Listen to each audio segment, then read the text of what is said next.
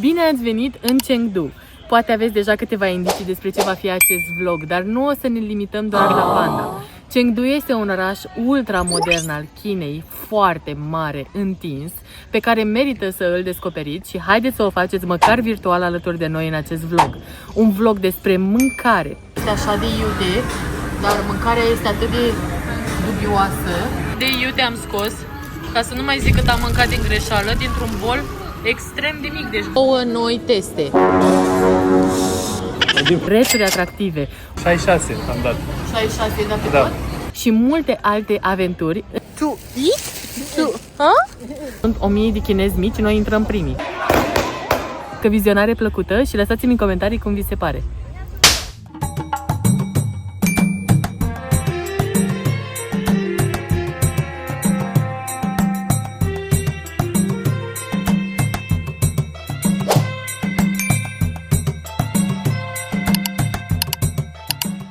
Ce tare chestia asta. Andrei a fost să ia cafeluță. Doamne, mă bucur așa de mult că avem cafea în primul rând. Și în al doilea rând, oamenii dădeau comandă online și după asta veneau să o ridice doar. Astăzi mergem la Panda, așa că trebuie să mă fac foarte drăguță pentru ei. Am văzut multe chestii dubioase pe aici, prin fața hotelului nostru. Am văzut și cap de oaie și picioare de pui, am văzut de toate. Nu prea sunt europeni, americani, nu prea am văzut.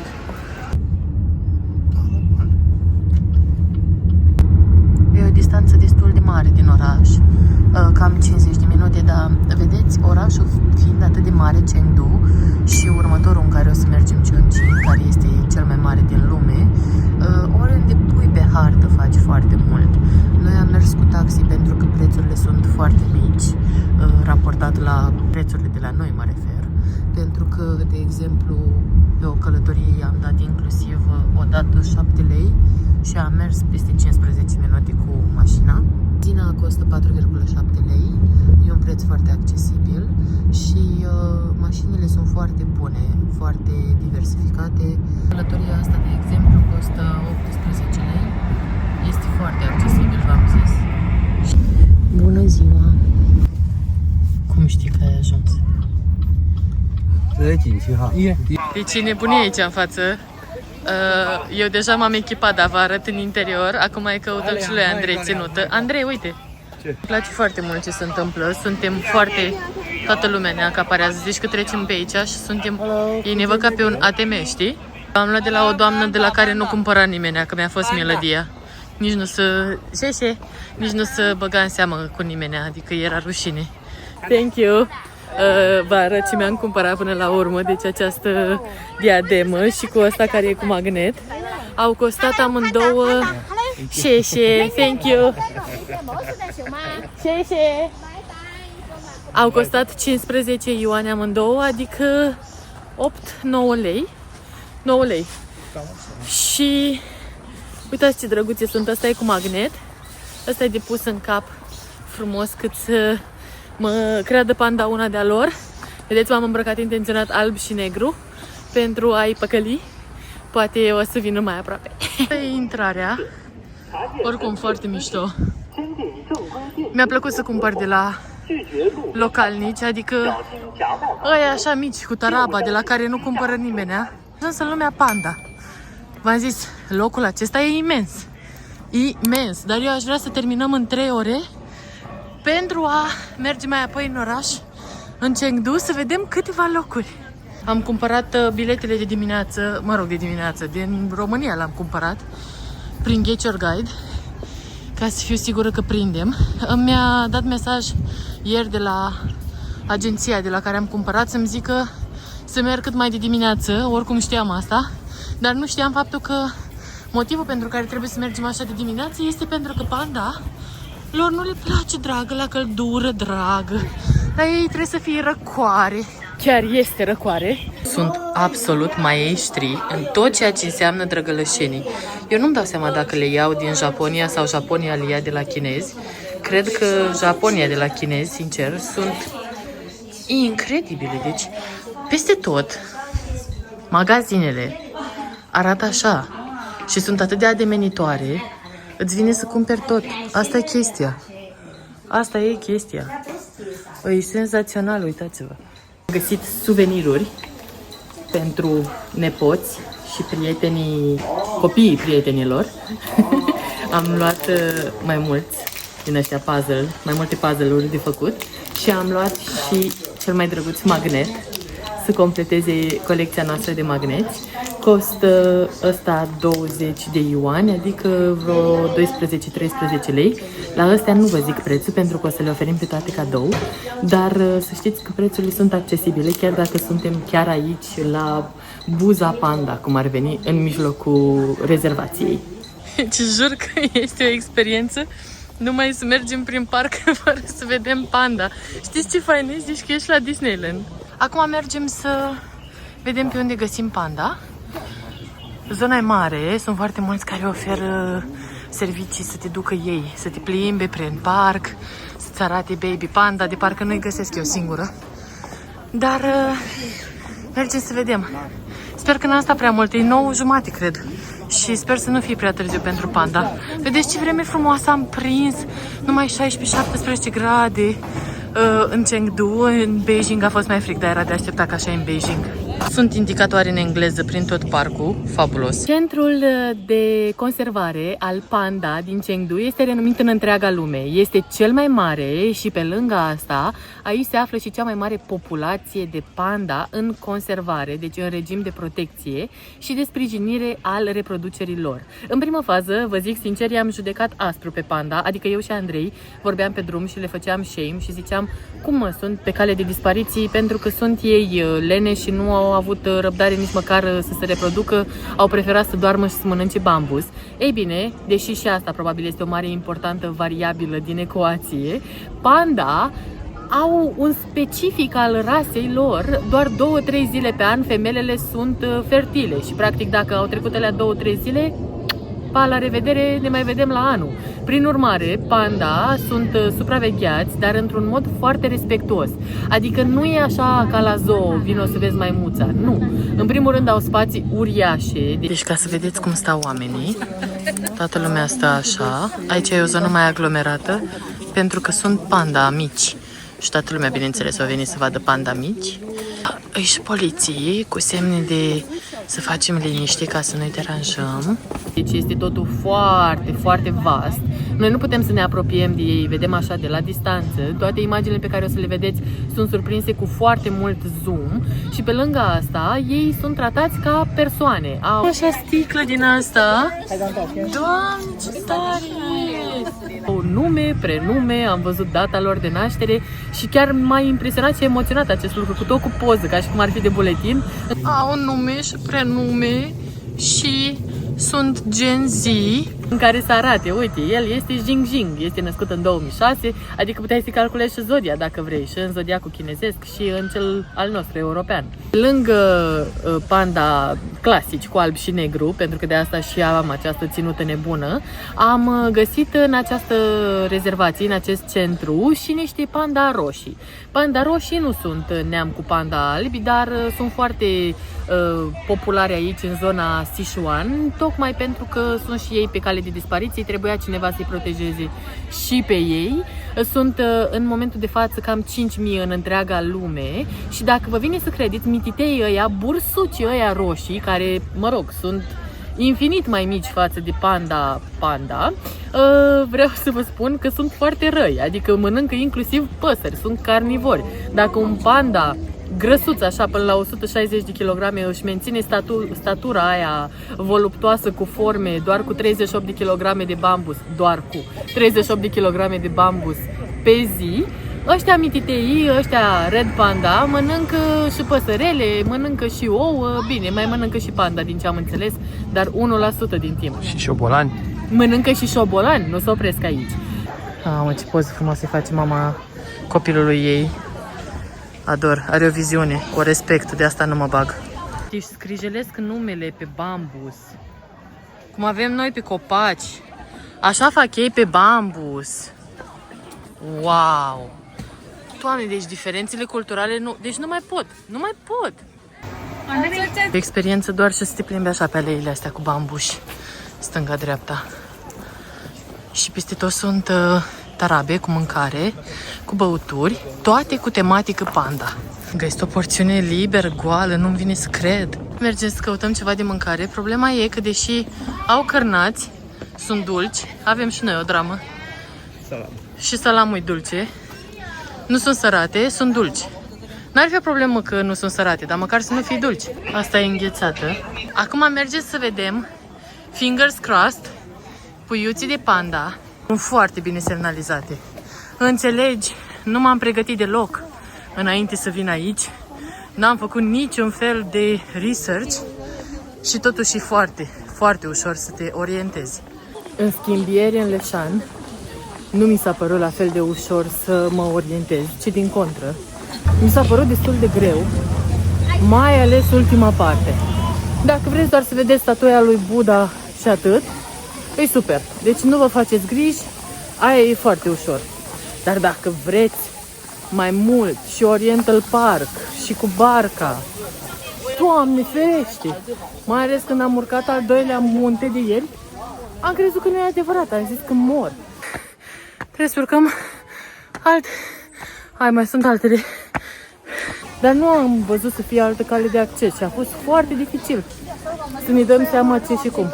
Vedeți ce tare ei că au pus și au gândit totul astfel încât să ai banda asta de mers într-un sens și cealaltă pe alt sens? Smart! A ieșit. Acum a ieșit. Bună ziua! Ea este mamă. O, Doamne!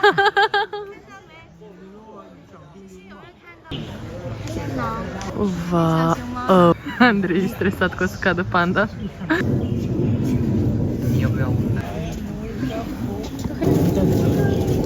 Tot pui? El e Jing și are 20 de ani. Mama e din 2006 și are copii deja. E minoră, nu? Și aici avem și poze cu evoluția lor.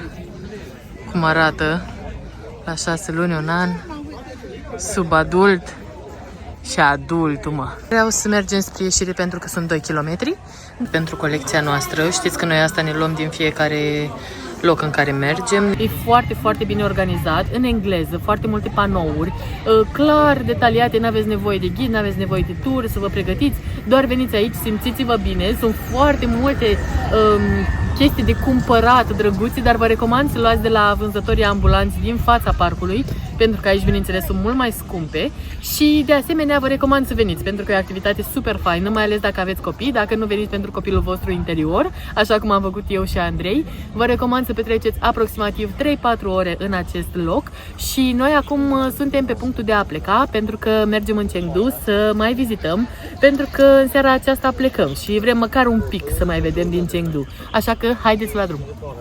O să vedem și un turnuleț de bambus, zicea să lăudau. Acum mergem către ieșire.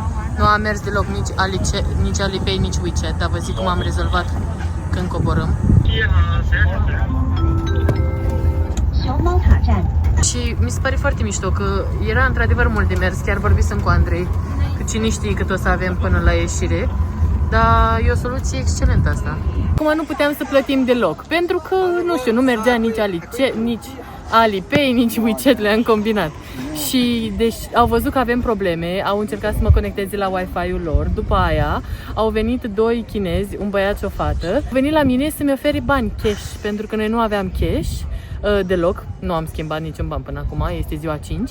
Și ne-au dat 100 ca să-i trimit eu cum ar veni pe card, ca să pot să plătesc cash, să-mi iau biletele. Și după aia am vorbit, că am stat în mașinuță lângă ei, eu, și am vorbit cu ei și ne-au întrebat de unde suntem și ne-au urat bine ați venit în China.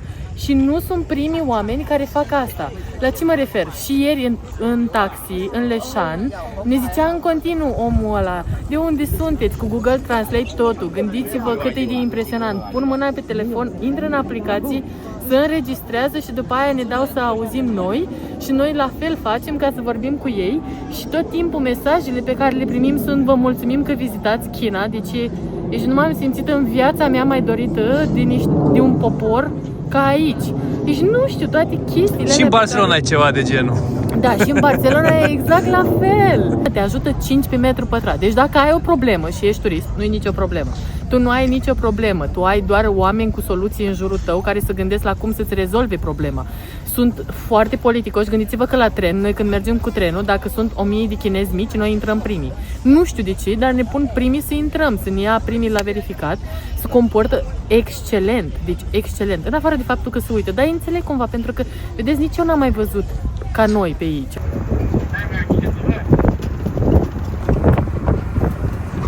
Acum ieșim, sper că tot ieșim de 10-15 minute. Bine ați noapte. Deci, am ajuns la Chungsi Road. Este strada lor cea mai principală, vertebra lor comercială, super faină, super modernă. Dar, stăteam eu pe aici, filmam, mă uitam la aceste motorete, m-au impresionat cât sunt de multe, pentru că, după cum vedeți, sunt foarte, foarte multe. Și nici nu remarcasem că aici se află și Panda, mă, Panda. Este celebrul lor Panda. Să duc oamenii acolo sus să-și facă poze. Puteți și voi să mergeți dacă vreți, noi nu avem timp. Sun, baby! Uite, Andrei! Avem câteva ore în Chengdu și o să le petrecem în zona Chungsi. Da, așa e, le printează acum. Ce tare! Hai să mâncăm. Mâncare stradală. Așa mergem noi. E așa de diferită China față de alte țări din Asia. Adică e foarte mișto. Vai, Andrei, am nimerit excelent. Doamne, ce bine am nimerit. Senzațional 10 din 10. Ce de-a mâncare! Scanează acolo. Da. Le scanează singur și prețul. Ce tare! Chiar că scanează totul, ce tare! Am vrea să încercăm mai multe chestii de la un street food, chiar mai jos de Chungsi Road. Am luat și pulpiță în soia. Ăsta este un pește și zice că asta e ceva murat, nu știu să zic mai mult. Astea sunt ciuperci, ăsta este orez glutinat. Acesta cred că este porc, sper că este porc. Orezul este gratuit, dacă vă vine să credeți. Asta nu știu ce este. Asta e supă de tofu sau tofu, nu știu. Și aici am luat ceva puiuți. Pe toate aceste lucruri pe care le vedeți aici, am plătit 89 de yuan, adică echivalentul a aproximativ 60 de lei pentru amândoi. Orezul putem să luăm și să mâncăm oricât și avem și băuturile incluse. 66 am dat. 66 de pe Da. tot? Nu cred. 66. 66 am dat pe tot, asta înseamnă... 38 de lei. Mamă, ce ieftin. Vreau să vă spun că este așa de iute, dar mâncarea este atât de dubioasă. Mai sunt germeni de ceva. Germeni, da, sunt bune, am mai mâncat. Peștele e foarte bun și pulpița e bună. Asta este foarte moale. Astea toate sunt iuți. Bine, asta cu tofu mie nu prea îmi place tofu, vă zic sincer. Dar astea sunt ca niște germeni. Am venit la cel mai tradițional loc unde să mâncăm. Chengdu este localizat în mijlocul regiunii Sichuan și de aici provine piperul ăla roșu și tot ceea ce mănâncă ei este iute, adică ai peste tot opțiuni să-ți pui condimente iuți. Îmi arde gura. Cum nu mi-a ars vreodată, mi-a fost foarte foame și am mâncat. Sper să nu mi-ți fac rău. Mâncarea e bună, da, e foarte iute. Ăștia mi-am dat seama ce sunt. Sunt germeni de porumb. Mi-am dat seama, că se vede. Am luat să încercăm și dulciuri acum după masă. Deci astea sunt produse, mi-a zis, tradiționale, autentice. Nu știu exact ce sunt. Habar n-am. Și asta este. Și asta este tradițional, autentic. Vă fac poză. Habar n-am. Nu știu, nu mă întrebați. Și am luat și asta. Aia. Faină-i, Doamne! Deci asta e ca să-ți faci hot pot. Uitați cât e de mișto! Ce genial cum pică așa rece pe ele. Și asta e toată carnea. Mamă, și asta e iuțala. Deci tot ce vedeți roșu e nasol. Deci dacă e roșu, e grav. Eu am crezut că verde e ok, dar nici verde nu e bun. Ia să vedem aici Dar nu, că aici nu arată așa de bine. Da, mai bine acolo, da. Arătau mai bine acolo, da. Deci, da, îți dai seama. Păi da, eu cred că e la modul... Psyduck și Pikachu. Și cum mănâncă oamenii ăștia, ce diferit este față de noi. Uitați.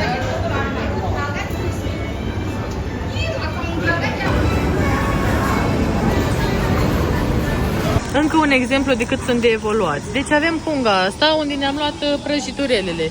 Și am găsit asta. Ce credeți că este? Vă zic eu, este gheață și aceasta este pungă frigorifică. Și am dat pe tot ce... Bine, noi ne luăm mult pentru că nici nu prea ne plac chestiile. Tot ce vedeți aici a costat 30 ceva de lei. Mă, e foarte bună. E ca un frosting, ca o înghețată de vanilie, ceva foarte delicat. Prăjiturile. De pe Chungsea Road și o stradă foarte importantă și sunt doar magazine scumpe, firme. Și am intrat pe un gânguleț unde scria street food și am ajuns aici niște mâncăruri foarte ieftine, da, foarte, foarte ieftine. Și foarte diversificat. Da, foarte mult. E plin aici. Sunt, cred că 30 de magazine. Dacă ar fi să ne luăm un singur fel de mâncare de persoană cu orez, cred că ne-ar ajunge sub 5 lei de persoană. Aș zice în cel mai sincer mod. Acolo orezul era și gratis. Orezul era gratis acolo, apa era gratis, sucul era gratis, ceai și aveai peste tot, bine, dar noi nu mâncăm, chestiile iuți sunt gratis, adică să-ți pui sosuri iuți e gratis. Bine, spitalizarea costă dacă...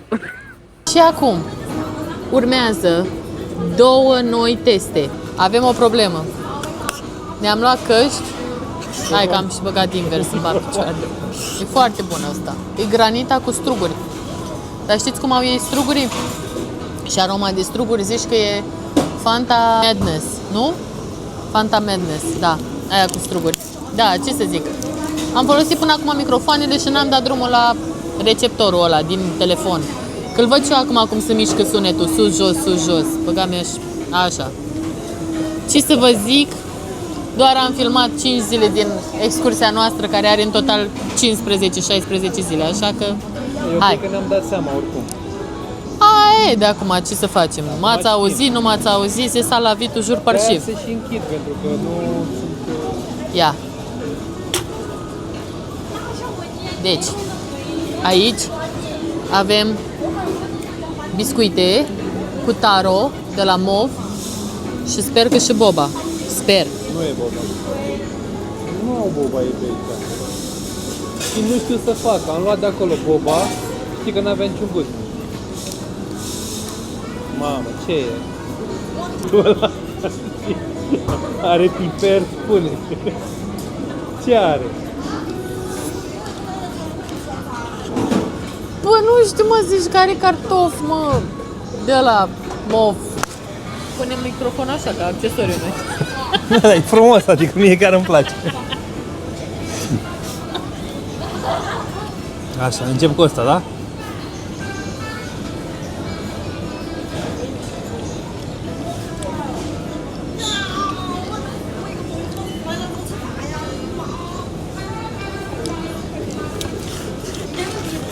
Ai, nu-mi spune că-ți place. Nu e rău. Bă, ce ai, mă? Cum să fie bun? Nu e rău, mă. I'm disgusted. Nu e rău, nu. Cum? Așa gusturi diferite avem? Nu înțeleg, dar are un gust ciudat, vezi? Ce-ți aia? Budincă. Ce budincă, mă? Budincă? E budincă. De orez cu cartof? Budincă de orez, probabil, da. Bă, Nu e tare. cartof, n-are treabă cartof. Băi, e rău tare, nu știu. Am mai avut ieri o fază în care Andrei mi-a zis, vorbea despre un orez aseară și a zis, mamă, gustă aici să vezi ce bun e. Și eu era să mor după aia, nu știu, eu cred Era că risotto cu ciuperci. Risotto cu ciuperci, dar avea un condiment. Eu nu l-am simțit. Condimentul ăla era să mă omoare. Are geleuri mici. Uite, asta e cu geleu. Poate cu budincă. Ăsta are gust de must. Are gust 100% de must. Din ăla de struguri parfumați, știți ce zic? Vedeți cum se uită oamenii, da? Așa au fost constant. Dar nu se uită cu răutate, să știți. Îmi place așa de mult că sunt copăcei ăștia galbeni, Doamne, îi ador. Vremea în continuare este senzațională. Deci am prins în Chengdu la final de noiembrie 17 grade. How cool is that? Oh, dar ce frumos e aici la MAC. Uite ce mișto e aici, uite-te.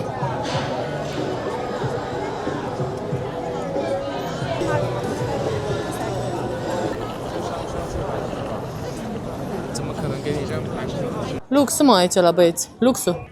Mă văd nevoită să filmez în continuu, pentru că așa arată priveliștea.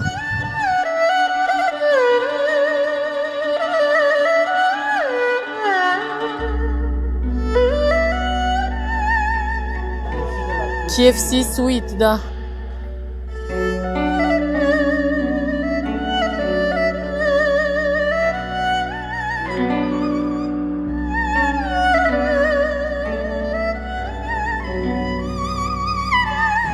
Mi-ar fi plăcut să am aici timp, să stau să filmez așa și să fotografiez toate detaliile, pentru că vlogul pe care îl fac eu așa, pe repede înainte, cât să filmez cât mai succint și toate lucrurile, să le surprind esențiale, dar e un loc în care chiar ar trebui să veniți, vă zic sincer. E spectaculoasă China. O să intru acum la Miniso și nu mai răspund pentru acțiunile mele.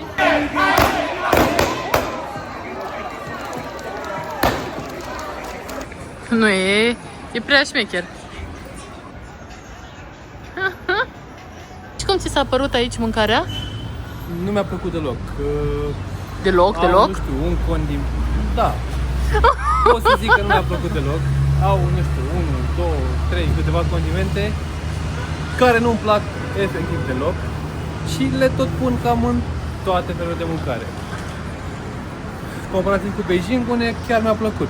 Nu știu, 90%, 80% mi-a plăcut mâncarea. Aici, 100% nu mi-a plăcut. Nu știu, vedem în Chongqing dacă o să-mi placă. Da.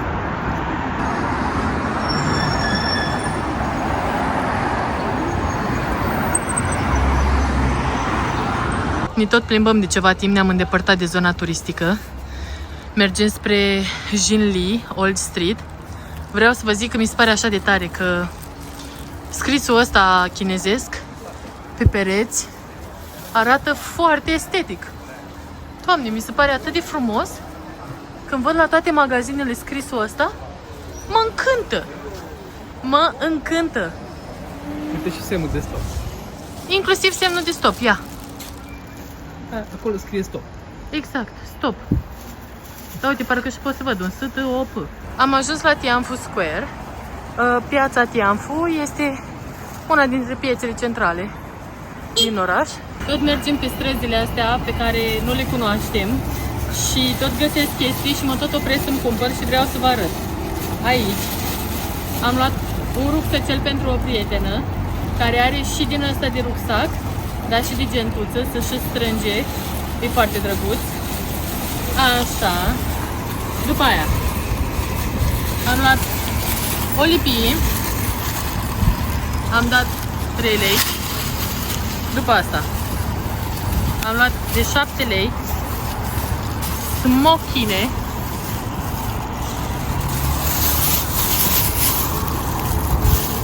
Așa. Și ultima nebunie a zilei. A văzut Andrei pufuleții ăștia și a zis Andrei, hai să luăm. Și costau 5 yuan, adică 3 lei. Și eu m-am gândit că îmi dă un baton. Și a scos dita mai punga. Și acum o să testăm pufuleții chinezilor. Și eu mă întreb, dacă ei sunt așa de mititei, de ce au pufuletele ăsta care este mai mare decât capul meu și noi care suntem mari avem pufuleți mici? Este bună, dar nu se ridice dulce. Puțin dulce, dar nu sărată. Multe chestii sunt dulci. Mămăligă expandat. Toată viața mea, toată viața mea. Deci ne-am tot plimbat, am ajuns pe niște străzi mai necunoscute, nu știu, dar e interesant. Pot să confirm că e foarte sigur. A? Nu cred!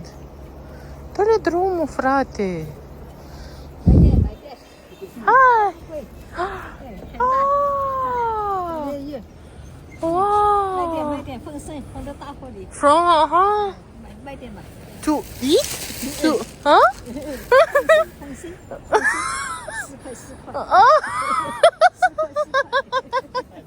Ce?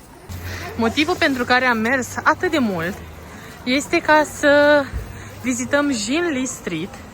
Jinli Street este o stradă antică de pe timpuri. Din ce am văzut eu din poze, foarte similară cu ce am văzut prin Bangkok. Ia uite semințele. Da, eu am deja semințe la mine. Mi-am luat din Beijing. Sau de unde mi-am luat? Mi-am luat semințe oricum și le-am luat în pungă și le țin cu mine. Păi, de aici? De aici. Ia. Și am ajuns pe strada Jinli. Strada lor clasică, tradițională, plină de magazine. Este foarte turistică. Mamă, ce multă lume e. Da. Ne cam dor picioarele. Ne cam dor. Dar e frumos aici la Jinli. Dar să știi că nu cred că are... Dar ce multă lume e. Și joi seara. Adică nu e weekend, mă refer. În restul orașului nu mi s-au părut așa de mulți oameni ca aici. Poate că a fost un urechi.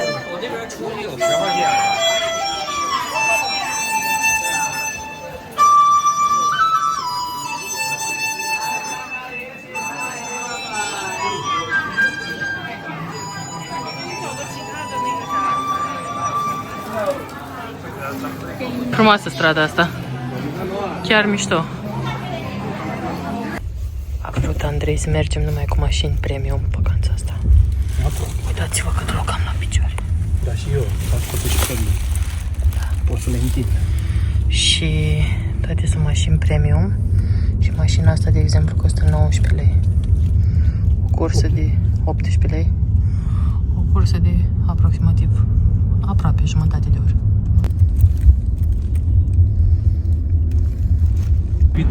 Zici că acum o să călătorim în timp, efectiv, o să fie din aia cu tot și zburăm. Plecăm din Chengdu acum către următoarea destinație, deci nu uitați să vizionați și următorul vlog. Vă mulțumesc dacă ați vizionat până acum, sper că v-a plăcut. Nouă ne-a plăcut foarte, dar foarte mult în Chengdu, super tare. Și mai puțin mâncarea. Andrei cu mai puțin mâncarea, da, nici mie nu mi-a plăcut condimentul ăla al lor, dar lăsați-mi în comentarii cum vi se pare și cum vi se pare în general seria asta cu China. Aici cu